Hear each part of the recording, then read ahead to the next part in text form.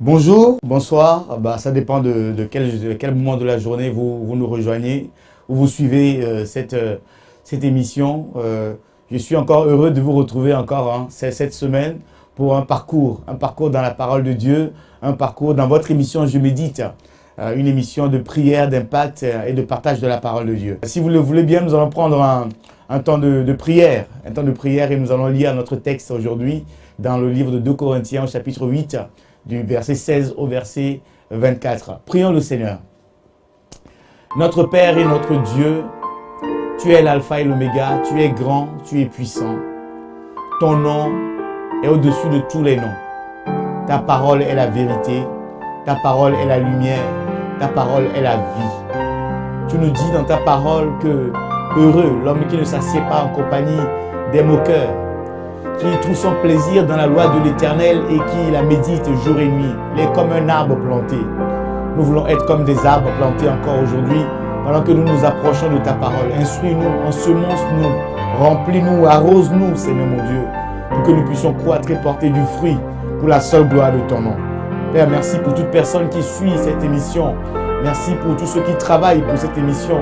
Que l'honneur et la gloire reviennent à toi seul, Seigneur. Au nom puissant de ton Fils Jésus. Amen. Voilà, notre texte d'aujourd'hui se trouve dans le livre de 2 Corinthiens, le deuxième épître de l'apôtre Paul aux Corinthiens, au chapitre 8. Nous allons prendre à partir du verset 16 et nous irons jusqu'à la fin du chapitre 8. La Bible dit ceci. Grâce soit rendue à Dieu de ce qu'il a mis dans le cœur de Tite le même empressement pour vous. Car il a accueilli notre demande et c'est avec un nouveau zèle et de son plein gré qu'il part pour aller chez vous. Nous envoyons avec lui le frère dont la louange en ce qui concerne l'évangile est répandue dans toutes les églises et qui, de plus, a été choisi par les églises pour être notre compagnon de voyage dans cette œuvre de bienfaisance que nous accomplissons à la gloire du Seigneur, même en témoignage de notre bonne volonté. Nous agissons ainsi afin que personne ne nous blâme au sujet de cette abondante collecte à laquelle nous donnons nos soins. Car nous recherchons ce qui est bien, non seulement devant le Seigneur, mais aussi devant les hommes. Nous envoyons avec eux notre frère dont nous avons souvent éprouvé le zèle dans beaucoup d'occasions et qui en montre plus encore cette fois à cause de sa grande confiance en vous. Ainsi, pour ce qui est de Tite, il est notre associé et notre compagnon d'œuvre auprès de vous. Et pour ce qui est de nos frères, ils sont les envoyés des églises, la gloire du Christ. Donnez-leur donc à la face des églises les preuves de votre charité et montrez-leur que nous avons sujet de nous glorifier de vous. Parole du Seigneur. Voilà, bien-aimés, nous voici encore dans ce parcours, ce marathon de la parole de Dieu.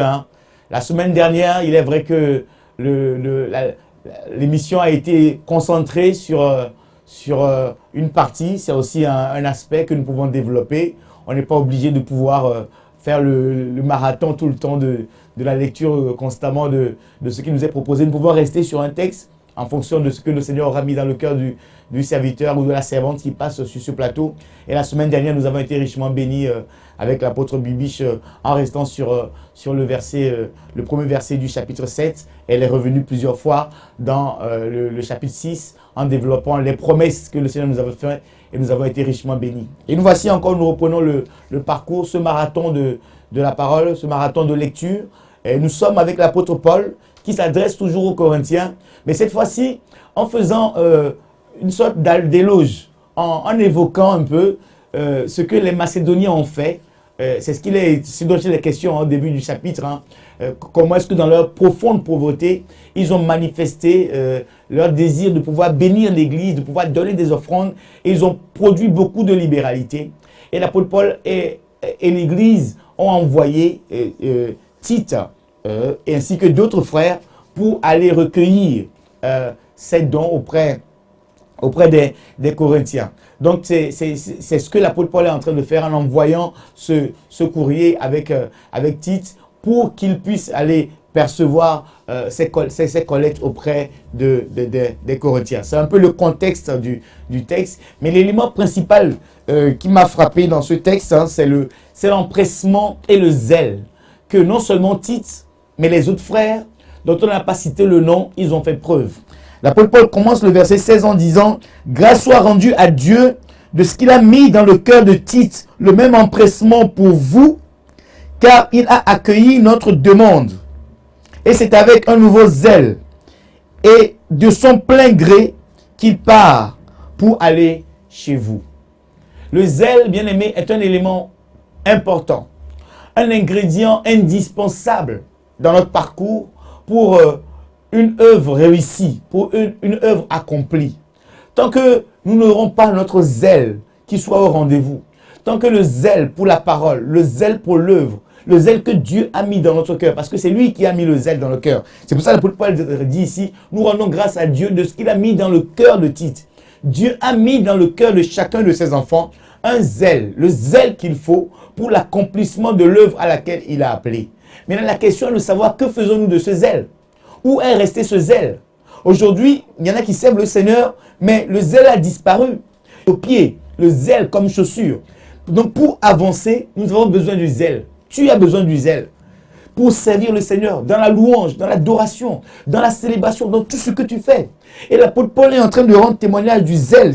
Il est beaucoup question dans le chapitre 8 du zèle. Non seulement du frère ou du pasteur Timothée, parce qu'il était responsable de l'église de l'église de Crète, où l'apôtre Paul l'avait établi, donc on peut l'appeler pasteur Tite, mais des autres frères également dont il est question. Notons également que on a mentionné que Tite, comme étant dans ce texte, les autres on les a appelés les frères, on n'a pas précisé leur nom. Ça aussi c'est une marque de notre zèle également. Il y en a aujourd'hui dans le service, ils veulent qu'on puisse faire référence à eux, qu'on puisse les citer, qu'on puisse leur montrer. Quand nous œuvrons pour le Seigneur avec zèle, nous n'avons pas besoin qu'on nous montre ou qu'on nous cite ou qu'on fasse référence systématiquement à nous, puisque nous faisons tous partie d'une grande œuvre qui nous dépasse, une œuvre qui a été initiée depuis 2000 ans par le Seigneur Jésus-Christ à la croix de Golgotha. Bien aimé, je voudrais encourager quelqu'un en ce début de semaine à reprendre ton zèle. Ton zèle pour le service, ton zèle dans la prière, ton zèle dans les offrandes, dans les libéralités, dans les choses que tu donnes pour l'avancement de l'œuvre du royaume. Où est-ce que ton zèle est resté? Est-ce que tu as toujours ton zèle? Ou tu as fini par l'oublier quelque part? Ou parce que la paresse, l'endormissement, le rétrogradage, si je peux me permettre ce mot, a englouti ton zèle aujourd'hui, au point où tu n'arrives plus à rien faire à l'église. Tu es tellement rétrogradé que tu n'as plus de zèle. Tu étais un frère très zélé. Il y en a beaucoup, je me rappelle encore, il y en a qui sont, quand ils sont en Afrique, ils sont très zélés. Mais quand ils arrivent ici, c'est comme si l'Europe a englouti leur zèle. Non, bien-aimés, nous devons garder notre zèle. C'est notre flamme. Et quand l'apôtre Paul parle, quand le Seigneur Jésus-Christ, parle à l'église d'Éphèse et qui leur dit que souviens-toi de ton premier amour, là où tu as laissé ton premier amour et va chercher ton premier amour. Il est également question du zèle, il est question de l'adoration, du feu, de ce feu qui doit embraser nos cœurs pour le service du Seigneur, pour l'évangélisation, pour la compassion des âmes, pour le salut des âmes. Il est question de ce zèle-là. Nous voulons prier le Seigneur par rapport à cela. Au verset 22, il dit, nous envoyons avec eux notre frère, dont nous avons souvent éprouvé le zèle dans beaucoup d'occasions et qui en montre plus encore cette fois à cause de sa grande confiance en vous. Le zèle doit être éprouvé. Quand on t'envoie faire les choses, quand ton pasteur t'envoie faire les choses, est-ce que tu le fais avec joie, avec empressement, ou tu le fais avec en boudant, ou tu le fais en étant fâché? Là, le zèle doit être éprouvé. Si tu es réellement zélé, c'est sur le terrain qu'on doit le voir. si tu es réellement zélé pour le Seigneur. C'est quand on te demande de faire des choses qu'on doit voir si tu es réellement zélé. Tu ne peux pas être zélé pour toi, tu es zélé pour les autres. Tu es zélé pour l'œuvre du Seigneur. Donc, permets des fois aussi qu'on puisse éprouver ton zèle. Bien-aimé, ce matin ou ce soir ou cet après-midi, je voulais prier avec toi pour que là où ton zèle a diminué, que tu puisses reprendre les forces. Là où l'ennemi était en train de grignoter ton zèle, que tu puisses couper tous ces liens qui commencent à te fatiguer, qui commencent à t'empêcher de reprendre la marche et d'aller jusqu'au bout. Nous voulons prier le Seigneur. Oh, notre Père et notre Dieu, reçois l'honneur qui t'est dû, reçois la gloire qui te revienne. Tu es l'alpha, tu es l'oméga. Tu es celui qui était, qui est et qui vient. Tu nous as aimés. Et dans ton amour, Seigneur mon Dieu, tu ne nous as pas abandonnés. Tu ne nous as pas laissés orphelins. Tu nous as donné ta parole, Éternel Dieu des armées. Et dans ta parole, nous avons plongé nos regards encore aujourd'hui. Et nous comprenons que nous avons besoin du zèle. Nous comprenons que le zèle doit être les chaussures à nos pieds comme armure que nous avons pour continuer la marche, pour avancer dans ce monde difficile, dans ce monde ténébreux. Nous voulons garder le zèle. Père, je suis en train de prier cet après-midi. Je prie ce matin pour mon frère, ma soeur, qui est en train de suivre cette émission maintenant. Là où son zèle a diminué, qu'il récupère son zèle dans l'œuvre. Là où il avait abandonné l'œuvre, là où il était devenu rétrograde, au point de ne plus écouter la parole de Dieu, au point de ne plus faire l'œuvre de Dieu avec joie. Que le feu du zèle de Dieu embrase son cœur maintenant. Seigneur, la Bible dit, c'est toi qui as mis dans le cœur de Tite l'empressement pour faire ces choses. Oh Père, je prie maintenant, mets dans nos cœurs, mets dans le cœur de mon frère, mets dans le cœur de ma soeur l'empressement qu'il faut, le zèle qu'il faut, la force qu'il faut pour continuer la marche. Quelles que soient les difficultés, quelles que soient les déceptions, aucune déception, aucune difficulté, aucun plan de l'ennemi ne pourra empêcher mon frère à récupérer son zèle. Là où l'ennemi était en train de grignoter le zèle de mon frère, là où l'ennemi voulait mettre à terre le zèle de ma soeur, je viens couper ces liens maintenant. Je viens effacer toutes ces paroles qui ont été déclarées et qui sont en train d'engloutir le zèle. Je refuse cela au nom puissant de Jésus. Toutes tes paroles de découragement, toutes les paroles de lassitude qui voulaient empiéter sur le zèle de mon frère et de ma soeur, je suis en train de les effacer au nom puissant de Jésus. Je déclare maintenant que mon frère récupère son zèle, que ma soeur récupère son zèle et nous avançons dans l'œuvre. Nous avançons dans l'œuvre là où tu nous as placés pour accomplir l'œuvre à laquelle tu nous as appelés. Personne ne nous arrêtera. Personne n'arrêtera mon frère. Personne n'arrêtera ma soeur. Aucune situation. Comme ils n'ont pas pu arrêter Jésus-Christ, ils ne nous arrêteront pas. Comme ils n'ont pas pu arrêter l'apôtre Paul, ils ne nous arrêteront pas. Comme ils n'ont pas pu arrêter Tite, ils ne nous arrêteront pas. Nous irons jusqu'au bout. Nous irons jusqu'au bout. Nous accomplirons les œuvres de l'Éternel. Même dans la grande difficulté, même avec les moyens ou sans les moyens, le zèle nous suffit. La foi nous suffit. La détermination nous suffit. L'empressement nous suffit. Seigneur, remets l'empressement dans le cœur de mon frère. Remets l'empressement dans le cœur de ma soeur. En cette fin d'année, je le déclare au nom puissant de Jésus. Pendant cette heure où nous sommes en train de faire le bilan, que quelqu'un ne se décourage pas, mais qu'il se redresse et qu'il voie encore le temps qui reste devant lui d'ici 2018, afin de pouvoir accomplir les choses que tu as prévu qu'il accomplisse, qu'il les accomplisse pleinement. Ceux en qui tu as mis dans leur cœur d'écrire des livres, qu'ils se lèvent et qu'ils écrivent ces livres au nom puissant de Jésus. Ceux dans le cœur de qui tu as mis d'écrire des chansons, qu'ils se lèvent et qu'ils écrivent ces chansons. Ceux dans le cœur duquel tu as mis de pouvoir créer des entreprises, qu'ils se lèvent et qu'ils créent ces entreprises. Que personne ne tue leurs idées, que personne ne tue l'empressement que tu as mis dans leur cœur, Seigneur. Au nom puissant de Jésus, je le déclare, oh Dieu de grâce, en ce début de semaine, que mon frère puisse recouvrir ses ailes.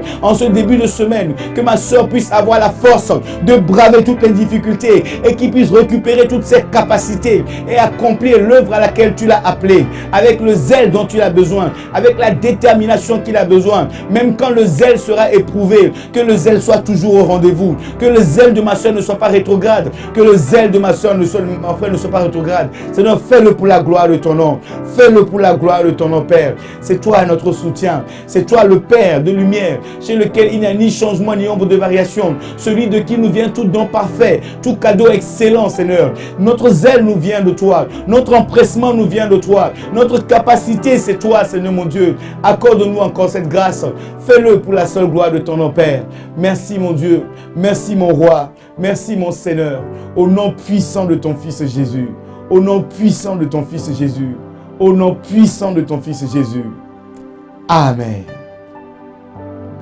Amen. Amen. Sois béni, mon frère, sois béni, ma soeur. Je suis convaincu que là où ton zèle avait diminué, le Seigneur est en train de rajouter encore. Ce qui est bien avec le Seigneur, c'est que si tu avais perdu 10, quand tu reviens à lui, tu récupères 100.